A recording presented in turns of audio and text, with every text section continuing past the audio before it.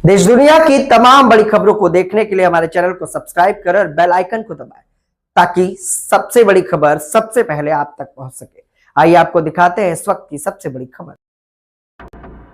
Vande Mataram parliament बहस में ओवैसी इकरा हसन ने बताया, मुसलमान क्यों नहीं गाते हैं वंदे मातरम। संसद के शीतकालीन सत्र में वंदे मातरम पर जमकर बहस हुई। असदुद्दीन ओवैसी, इकरा चौधरी और आगा सैयद रसुल्ला ने इसी कड़ी में क्या कुछ कहा, सुनिए। मुमकिन ही नहीं है। वंदे मातरम सिर्फ अतीत की ललकार नहीं, ये वर्तमान की जिम्मेदारी है। यही समय है कि हम वंदे मातरम को सिर्फ नारा नहीं, नीति और जिम्मेदारी बनाए। बहुत बहुत शुक्रिया आपका कि आपने एक अहम मौजू पर मुझे बोलने का मौका इनायत फरमाया। और बड़े अफसोस की बात है कि बड़ी धूमधाम से हुकूमत की तरफ से इस बात को रखा गया, मगर 30 से ज़्यादा एमपी यहाँ पर मौजूद नहीं है। मैडम, पहले तो मैं वज़ीर आज़म की इस बात की मजम्मत करता हूँ और उनको बताना चाहूँगा कि जिना के बारे में उन्होंने जो कहा था, हम तो जिना के सख्त मुखालिफ है, इसलिए भारत को अपना वतन माने। मगर 42 में आपके प्यारे वीर और जिना की पार्टी ने नॉर्थ वेस्ट फ्रंटियर, सिंध और बंगाल में मिलकर हुकूमत चलाई और उस हुकूमत ने 1.5 लाख हिंदू और मुसलमानों को अंग्रेजों की फौज में शामिल कराया ताकि वो लड़े।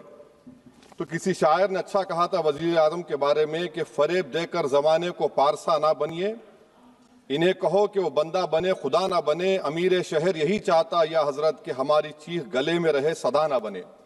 दूसरी बात मैडम, हमारे वजीर दिफा जनाब राजनाथ सिंह साहब ने बड़ा ही अजीब व गरीब और तकलीफ दे बात कही उम्मुल मोमिनीन के बारे में और उम्मुल किताब के बारे में। उम्मुल मोमिनीन उनको कहते हैं जो हमारे प्रॉफिट मोहम्मद सल्लल्लाहु अलैहि वसल्लम की वाइफ हैं। वो हम तमाम मुसलमानों की माँ, हम उनको तस्वुर करते हैं, मगर हम उनकी इबादत नहीं करते। हम अपनी माँ की इबादत नहीं करते। उम्मुल किताब कुरान है, हम कुरान की इबादत नहीं करते। कुरान अल्लाह का बिजावा कलाम है। तो उसके बारे में भी शायर ने अच्छा कहा कि खबर नहीं जिन्हें अपने दीन व मजहब की, हमें वो दीन का मतलब सिखाने निकले हैं। अहम बात यह है कि मैडम, हमारे मुल्क का आइन का इस लफ्ज से आगाज होता है, वी द पीपल। इसका आगाज भारत माता के नाम से नहीं होता है। हमारे संविधान का जो प्रियम्बल है वो क्या कहता है? Liberty of thought, expression, belief, faith and worship. अगर दस्तूर का ये पहला सफा ये बात करता है तो फिर कैसे किसी शहरी को किसी खुदा, देवी, देवता की इबादत करने पर या सजदा करने पर मजबूर किया जा सकता है? आप ही की पार्टी से आज की जो बातें हुई है इसी कब हो रही हैं। हमारे कॉन्स्टिट्यूंट असेंबली में मैडम एक मोहतरमा थी रोहिणी कुमार चौधरी ने एक तजवीज दी थी कि प्रियम्बल में किसी देवी के नाम से शुरू हो। उन्होंने खास तौर से वंदे मातरम का जिक्र किया, मगर उसको कबूल नहीं किया गया। फिर केवी कामत साहब ने एक तजवीज दी कि इट्स सिटीजन्स को बदलकर हर सिटीजन्स किया जाए और खुदा के नाम से शुरू किया जाए, वो तरमीम को मुस्तरद कर दिया गया। हमारे संविधान का उसूल यह है कि भारत क्या है, उसकी अवाम है, अवामी कानून की मुसन्निफ है, अवाम की मर्जी से सबसे बालातर है, अवामी हाकिम है। मुल्क किसी खुदा, देवी, देवता, मजहबी इलामत के नाम से नहीं चलता, ना मुल्क किसी एक मजहब की मिल्कियत है। इसीलिए बाबा साहब अम्बेडकर ने क्या कहा था? उन्होंने मदर इंडिया के नजरिए को मुस्तरद किया। बाबा साहब ने एक नई इस्तिलाह वजह कर दी और कहा कि भैक्षित भारत, ये बाबा साहब अम्बेडकर ने कहा। अब मैडम, अगर मजहबी आजादी इस आइन का बुनियादी उसूल है तो सवाल ये पैदा होता है कि उस वक्त हमारे जो कॉन्स्टिट्यूंट असेंबली के प्रेसिडेंट थे जनाब राजेंद्र प्रसाद साहब ने किस बुनियाद पर वंदे मातरम को कौमी तराना करार दिया? ना तो कोई सेक्यूर रेजोल्यूशन है इसके बारे में। मैडम, मैं आपको बताना चाहूंगा कि जुडिशरी क्या कहती है। बीजू इमैनुअल केस है 1986 का, जिसमें जिहोवा विटनेस ने कहा कि मैं नेशनल एंथम के वक्त खड़े रहूंगी, पढ़ूंगी नहीं। सुप्रीम कोर्ट ने कहा कि उसने कोई गुनाह नहीं किया। वहीं एक 2017 का केस है अश्विनी उपाध्याय का केस सुप्रीम कोर्ट का, उन्हें कहा गाइडलाइंस दिए जाएं वंदे मातरम पर, सुप्रीम कोर्ट ने नहीं कह दिया। फिर आप आ जाइए madam, prevention of insult act national 1971, इसमें नेशनल सॉन्ग नहीं है, सिर्फ नेशनल एम्बलम और आपका नेशनल एंथम है। फिर आप आ जाइए 40th अमेंडमेंट आर्टिकल 51 है, 76 में पास हुआ, उसमें भी इसका कोई जिक्र नहीं है। मैडम, मैं आपके सामने बताना चाहूंगा कि हमारा भारत एक इसका मजमुआ क्या है। इसमें हिंदू है, मुसलमान है, सिख है, ईसाई है, जैन है, एथिस्ट है, मेहनत कश हैं, किसान, गरीब, मजलूम और दलित हैं। मगर अगर जो तकारीर आज हमने यहां पर सुनी और बाहर जो सुनते हैं, अगर भारत को देवी कहने और उसके आगे सजदा करने, तो दरअसल कौम परस्ती को, वतन से मोहब्बत को मजहब में तब्दील कर रहे, और फिर यहां पर बोल रहे कि अगर भारत में रहना है तो वंदे मातरम गाना पड़ेगा। भाई ये तो संविधान के खिलाफ है, सुप्रीम कोर्ट के जजमेंट के खिलाफ है। अगर वंदे मातरम मैडम कौमियत का मियार है, तो फिर सवाल यह है कि हजरत मोहानी की कौमियत क्या थी जिसने इनकलाब जिंदाबाद का नारा दिया? अगर यूसुफ मेहरली ने quit India Simon go back का नारा दिया तो उसकी कौमियत क्या थी? अगर हैदराबाद से मौलवी अलाउद्दीन जो मक्का मस्जिद का पहला मुजरिम है काला पानी में, और तूरेबाज खान जो मारकर लाश को लटका दिया गया था हैदराबाद में 8 दिन तक, उसकी कौमियत क्या थी? अगर इनायतुल्लाह काफी जो जिहाद का फतवा अंग्रेजों के खिलाफ दिया मुरादाबाद में, जब उनको 2 दिन में फांसी की सजा दी गई, और जब फांसी की सजा के ओर जा रहे हैं तो इनायतुल्लाह मौलाना काफी की जबान पर क्या था? वो रसूलुल्लाह हमारे प्रॉफिट की नात पढ़ रहे थे। क्या पढ़ रहे थे? कोई गुल बाकी रहेगा ना चमन रह जाएगा, पर रसूलुल्लाह का दीन हसन रह जाएगा। तो उनकी कौमियत क्या थी? माल्टा की जेल में महमूदुल हसन, हुसैन अहमद मदनी 6 महीने माल्टा की जेल की ग्राउंड में पड़े रहे, उनकी कौमियत क्या थी? अल्लामा फजल खैराबादी का वो सेल काला पानी का पुकार कर से पूछ रहा है, जो वहीं पर मर गए, खबर वहां पर है, बताओ मेरी कौमियत क्या थी? मैडम मैं एक मुसलमान हूं, मैं इस्लाम को मानने वाला बावकार इंसान हूं, और मेरे मजहब की बुनियादी तालीम तौहीद है, ला इलाहा इल्लल्लाह, नहीं है कोई खुदा सिवा अल्लाह के। और कुरान में अल्लाह क्या बोल रहा? इय्याका नाबुदु इय्याका नस्तईन, तुम मेरी इबादत करो, मुझे मानो। मुझे कहां से मिल रहा? आर्टिकल 25 से मिल रहा है। मुझे कहां से मिल रहा है? Liberty of thought, expression, belief, faith and worship से मिल रहा है। तो इसको जोड़ना ये बहुत ही खतरनाक होगा। और हमारे प्रॉफिट मोहम्मद सल्लल्लाहु अलैहि वसल्लम जब मदीने को गए तो उन्होंने उस वतन के लिए दुआ की, कहा कि अल्लाह मदीने की मोहब्बत हमारे दिलों में और इजाफा कर दे, मक्के से ज्यादा कर दे। तो ये इस्लाम, मुसलमान होना, हमारे ईमान में मुल्क की मोहब्बत बीच में नहीं आती, और मुल्क से मोहब्बत है और रहेगी हमेशा, क्योंकि ये अजीम कुर्बानियां यहां पर शामिल है जिन्होंने जंग आजादी में हिस्सा नहीं लिया।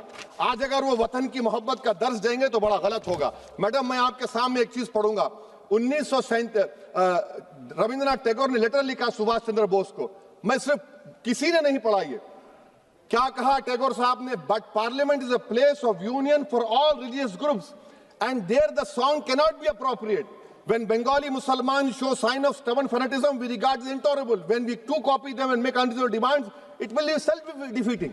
ये मैं इसको ले करूंगा मैडम, आप देख लीजिए। फिर दूसरी तरफ मैडम आप आ जाइए, मैं यहाँ पर बैठकर, हाँ जितने तकारीर यहाँ पर हुए सब जनगण मन पर तनकीद किए, तो मैडम मुझे ये कहना पड़ेगा कि जनगण मन पर आप लोग इतनी तकलीफ क्यों उठा रहे हैं? आखिर इतनी तकलीफ क्यों है?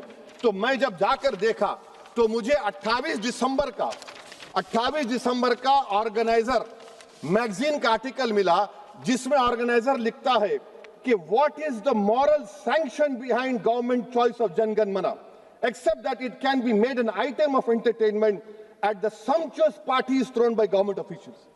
आप बताइए इसका बोलेंगे आप? और फिर उसके काइंड कैसा करते हैं? It will mean we can not love our motherhood. Madam please, it will mean that Vande Mataram is buried alive with the word Jan Gan Mana on the tombstone, for the tomb will also be of Jan Gan Mana of the will of the people. इस पर आप क्या बोलेंगे? Madam मैं आपको ये बताना चाह रहा हूं कि वतन की मोहब्बत हमारे लिए बहुत अहम है, मगर ये बताइए हमको कि अभी मैडम यहां पर आनंद मठ के बारे में बहुत कुछ कहा गया। मैं सिर्फ 2 मिसालें आपको देता हूं। आनंद मठ के पेज नंबर 70 और 80 को पढ़ लीजिए। इसके बाद सनातन जहां मुसलमानों के घर पाते थे, इन्हें आग लगा देते थे। आप पेज नंबर 98 पढ़िए, हमें सिर्फ इन मुसलमानों को जड़ से खत्म करना है क्योंकि खुदा के दुश्मन बन चुके हैं। फिर आप पेज नंबर 115-16 दीजिए, फिर मुख्तलिफ इलाकों में मुसलमानों को सदा देने के लिए भेजे जाते, जहां भी मुसलमान आबादी नजर आती जला दिया जाता। फिर आप देख लीजिए मैडम सफे नंबर 120 पेज 120, बंकिम लिखते हैं कि सनातियों को मालूम नहीं था कि अंग्रेज हिंदुस्तान को निजात दिलाने वाले हैं।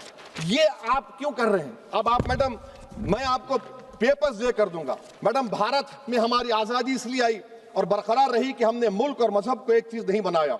हमने ऐलान किया कि हमारी मुल्क मुख्तलिफ तबकात मज़ाहिब पर मुश्तमिल है, हमारे मुश्तरका तकदीर हमारी कौमियत का सरचश्मा है, यह खास जबान सकाफत मजहब नहीं है। अगर वंदे मातरम का मतन कौम और मजहब को एक बना देता है, अगर हम इसे टेस्ट बनाते हैं वफादारी का, तो फिर मान लीजिए कि ये गांधी, अंबेडकर, टैगोर, बोस और लाखों आजादी के सिपाहियों की सोच को छोड़कर गोडसे की सोच की हिंदू कौमी परस्ताना, मैडम खत्म कर रहा हूं, हिंदू कौम परस्ताना को अख्तियार करेंगे। मुझे वतन से बेइंतहा मोहब्बत है मैडम, और इंशाल्लाह हमेशा रहेगी, मगर बावजूद इसके कि मेरी मस्जिद, मेरी इबादत गाह, मेरे कपड़े, मेरे कारोबार पर हमले होते, मगर मैं फिर भी कहता हूं कि वतन मेरा, हर वतन को हम छोड़कर नहीं जाएंगे। मगर हुब्बुल वतनी का क्या मुतालबा है? हुब्बुल वतनी ये कहता है कि वतन से मोहब्बत है तो जुल्म को खत्म करो, गरीबी को खत्म करो, बेरोजगारी को खत्म करो, जबर का खात्मा करो, अमन का गहवारा बनाओ, पाकिस्तान की दहशतगर्दी को खत्म करो, एक्सप्लॉयटेशन को रोको, शरारत को रोको, मुल्क के खिलाफ की जाने वाली साजिश खत्म करो। मैडम, भारत एक चमन है जहां पर हर फूल को खिलना चाहिए, और अगर कोई इस फूल के अगर पूरे फूल खिलेंगे तो उसकी खुशबू से ये वतन मौतर होगा, मगर अगर इस चमन का माली ये कहेगा कि एक ही फूल खिलेगा, तो मैं जिम्मेदारी के साथ कह रहा हूं, अगर एक ही फूल खिलेगा तो वो सहरा बन जाएगा और माली माली नहीं रहेगा, वो जल्लाद कहलाएगा। तो इसीलिए मैडम, हम उम्मीद करते हैं कि हुकूमत इस पर जोर जबर ना करे। मेरा राइट है, यकीनन मैं जानता हूं कि आजादी के लड़ाई में वंदे मातरम का नारा था, मगर अगर आप इसको जबर करेंगे तो ये संविधान के खिलाफ है। वफादारी का सर्टिफिकेट हमसे मत लीजिए मैडम, खत्म कर रहा हूं, वफादारी का सर्टिफिकेट हमसे मत लीजिए। आपके बुजुर्गों के कोई एक किताब में लिख के क्या लिखा है बता दीजिए, कहां पर क्या लिखा हुआ है। तो मैं मैडम, मैं इस शेर पर अपनी बात को खत्म कर रहा हूं मैडम, मैं इस शेर पर अपनी बात को खत्म कर रहा हूं मैडम, मैं अपनी बात को खत्म कर देता हूं मैडम, क्योंकि आप बहुत जल्दी में हैं। कि भारत जिंदाबाद, हिंदू मुसलमान जिंदाबाद, दलित जिंदाबाद, ईसाई जिंदाबाद, आदिवासी जिंदाबाद, जो किसी खुदा को नहीं मानते वो भी जिंदाबाद, और मैडम सब पिछड़ा सब आ गया इसमें। तो हम उम्मीद करते कि इस रूह को आप समझेंगे, अगर आप सिर्फ अपनी आइडियोलॉजी को लेकर चलेंगे। और आखिर में मैडम, जनाब बंकिम चंद्रा साहब के बारे में मैं आपके सामने डॉक्यूमेंट लेकर रहा हूं कि उन्होंने बीए का एग्जाम पास नहीं किया था, 7 मार्क्स से फेल हो गए थे, ये भी रख रहा हूं।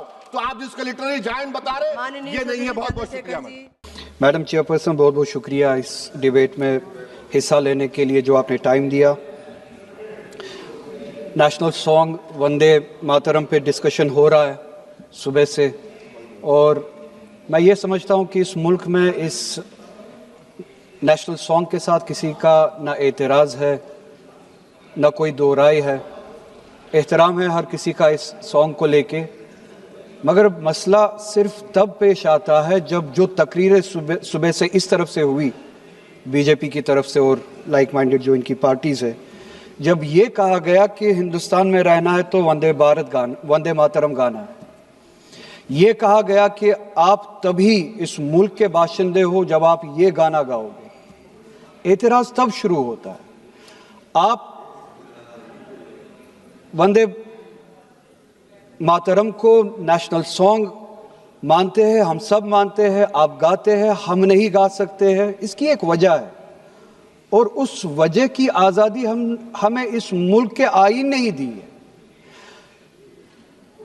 कभी कभार कुछ मामलों में दो चीज़ों के दरमियान क्लैश होता है, एक नेशनल कॉन्सेप्ट और आपकी रिलीजियस फेथ, और ये यूनिवर्सल है, इटर्नल फैक्ट है, चाहे किसी भी मजहब से कोई भी वाबस्ता हो, मुसलमान हो, हिंदू हो, सिख हो, वो इटर्नल आइडेंटिटी अपने मजहबी अकीदों को मानता है, वो प्रायोरिटी अपने मजहबी अकीदों को देता है।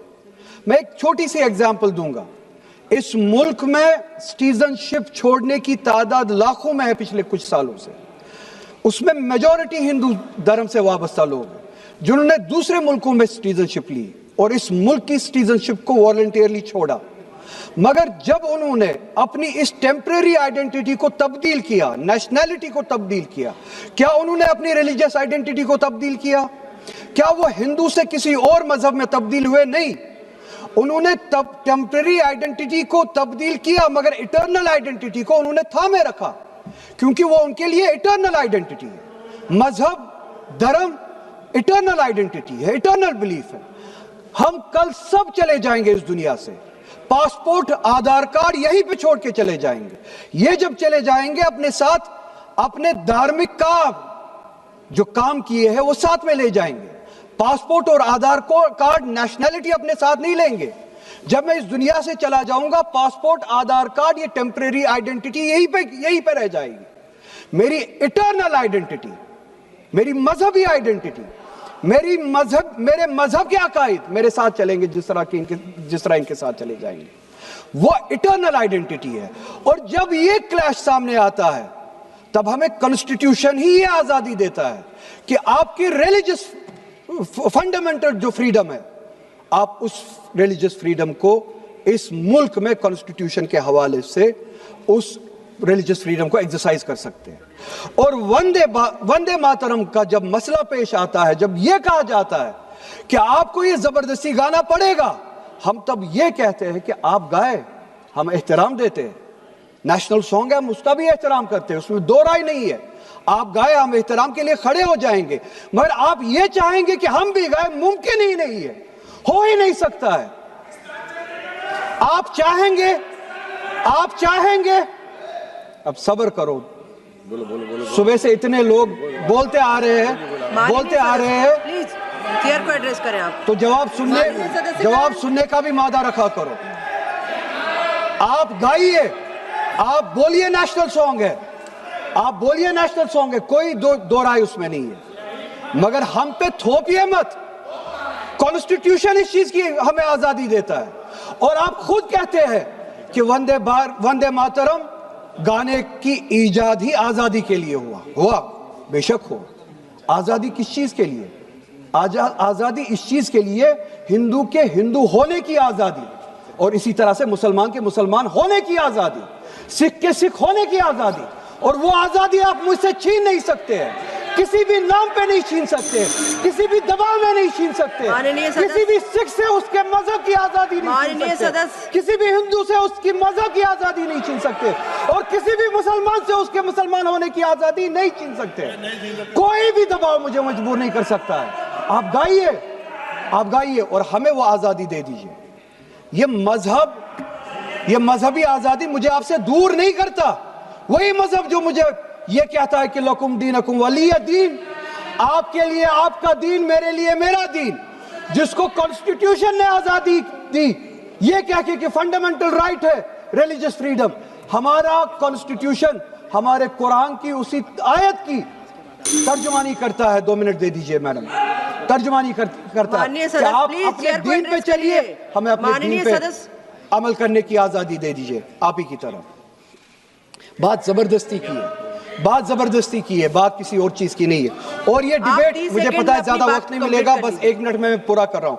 और ये डिबेट सिर्फ और सिर्फ इसलिए हो रहा है कि जब हिंदुस्तान का हिंदू हो, मुसलमान हो, सिख हो, इनसे पीने के लिए साफ पानी मांगे, सांस लेने के लिए साफ हवा मांगे, रोजगार मांगे, जब इनसे महंगाई के खिलाफ, महंगाई के बारे में जवाब मांगे, जब इनसे रोजगार मांगे, तब ये सिर्फ ये बोल सके कि रोजगार के बारे में बात मत करो। वो देखो मुसलमान, हमने उसको मजबूर किया वंदे मातरम गाने के लिए। वो देखो मुसलमान, हमने उसकी मजहबी आजादी को खत्म किया। इस आड़ में, मुसलमान को दबाने की आड़ में आप अपनी नालायकी छुपाना चाहते हो और इस मुल्क में राज करना चाहते हो, उसकी कुर्बानी बनाना चाहते हो मुसलमान को।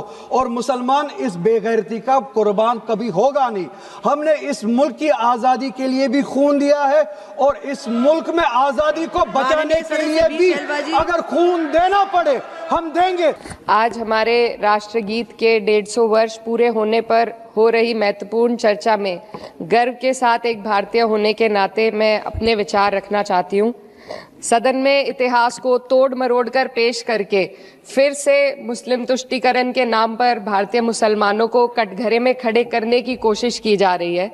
लेकिन मैं सदन में बताना चाहूँगी कि हम भारतीय मुसलमान जिन्ना के आह्वान को ठुकराकर अपने इस प्यारे वतन की मिट्टी के साथ मजबूती से जुड़े रहे। हमने महात्मा गांधी, बाबा साहब डॉक्टर भीमराव अंबेडकर, रविंद्रनाथ टैगोर जी, सुभाष चंद्र बोस जी, मौलाना अबुल कलाम आज़ाद, अशफाक उल्लाह खां साहब के विचारों को अपनाया। हम भारतीय मुसलमान इंडियंस बाय चॉइस हैं, बाय चांस नहीं। वंदे मातरम के किन छंदों को राष्ट्रीय गीत के तौर पर अपनाया जाए, यह फैसला सर रविंद्रनाथ टैगोर और सुभाष चंद्र बोस जी जैसे नेताओं के परामर्श के बाद हुआ। क्या अब हम उन महान नायकों की समझ पर प्रश्न चिन्ह उठाएंगे, उन्हें देश को बांटने वाला और तुष्टीकरण करने वाला कहने का पाप करेंगे? उन महान हस्तियों ने वंदे मातरम के उन छंदों को अपनाया जिन्होंने देश के हर वर्ग, हर धर्म के मानने वालों को एक सूत्र में पिरोने का काम किया। और मैं एक घटना आप लोगों के सामने रखना चाहती हूँ। वर्ष 1998 में उत्तर प्रदेश सरकार के मंत्री रविंदर शुक्ला जी ने स्कूलों में राष्ट्रीय गीत को गाना अनिवार्य कर दिया था, लेकिन तब के तत्कालीन प्रधानमंत्री अटल बिहारी वाजपेयी जी ने, जो उस समय लखनऊ के दौरे पर थे, उत्तर प्रदेश सरकार के इस फैसले पर नाराजगी जताई और यूपी सरकार ने राष्ट्रीय गीत को अनिवार्य करने वाले मंत्री को बर्खास्त कर दिया था। अब मैं सत्ता पक्ष से सवाल करना चाहूंगी,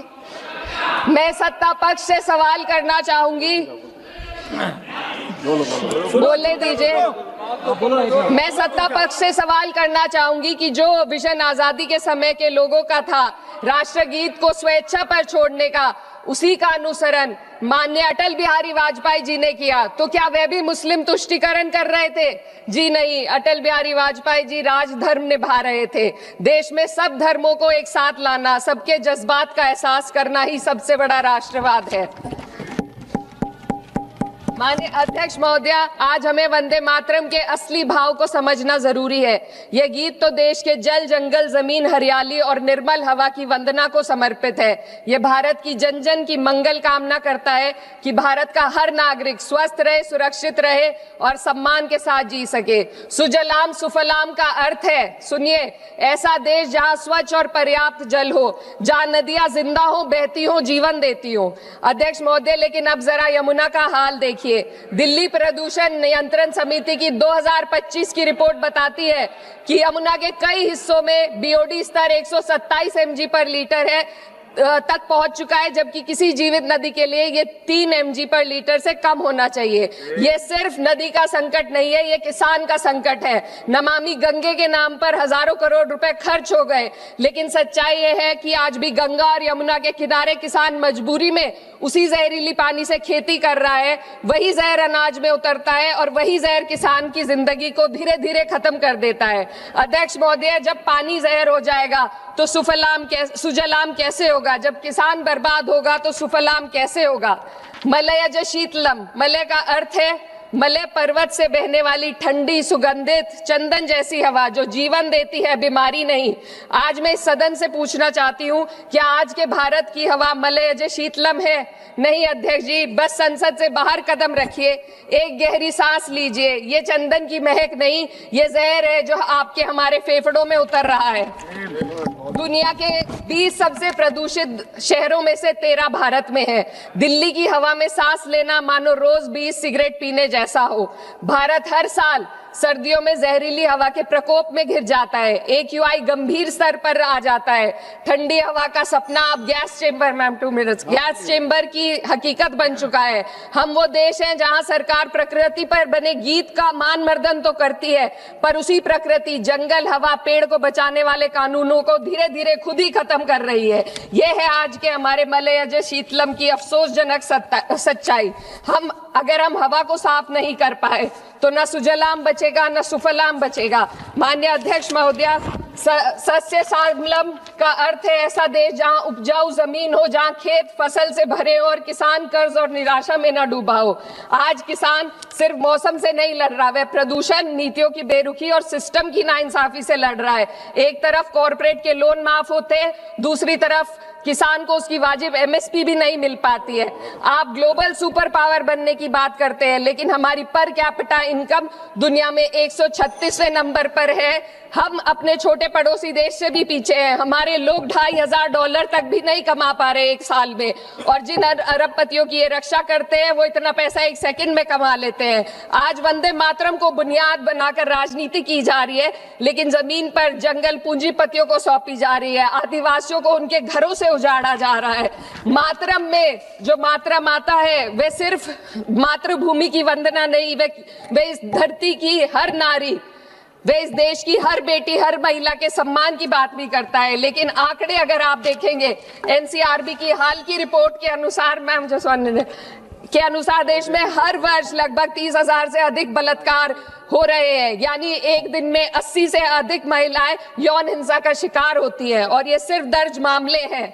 जब जम्मू कश्मीर की एक बच्ची हिंसक अत्याचार का शिकार होती है, जब सत्ता से जुड़े लोगों पर आरोप लगते हैं और कार्रवाई वर्षों लटक जाती है, जब उन्नाव की पीड़िता लखनऊ के दरबार में इंसाफ को लेकर अपनी जान देने पर आमादा होती है, जब बिल्किस बानो के अपराधियों का सरकार के लोग द्वारा स्वागत किया जाता है, तो ये घटनाएं वंदे मातरम की आत्मा पर चोट पहुंचाती है।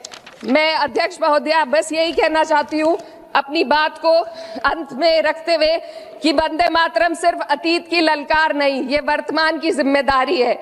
ये आत्मा मंथन की घड़ी है। यही समय है कि हम वंदे मातरम को सिर्फ नारा नहीं, नीति और जिम्मेदारी बनाएं। और अपने जज्बात को मैं आलमा इकबाल साहब के तराना हिंद के साथ इस सदन में रखना चाहती हूँ कि सारे जहां से अच्छा हिंदुस्तान हमारा, हम बुलबुले हैं इसके, ये गुलसिता हमारा, मजहब नहीं सिखाता आपस में बैर रखना, हिंदी है हम, वतन है हिंदुस्तान हमारा।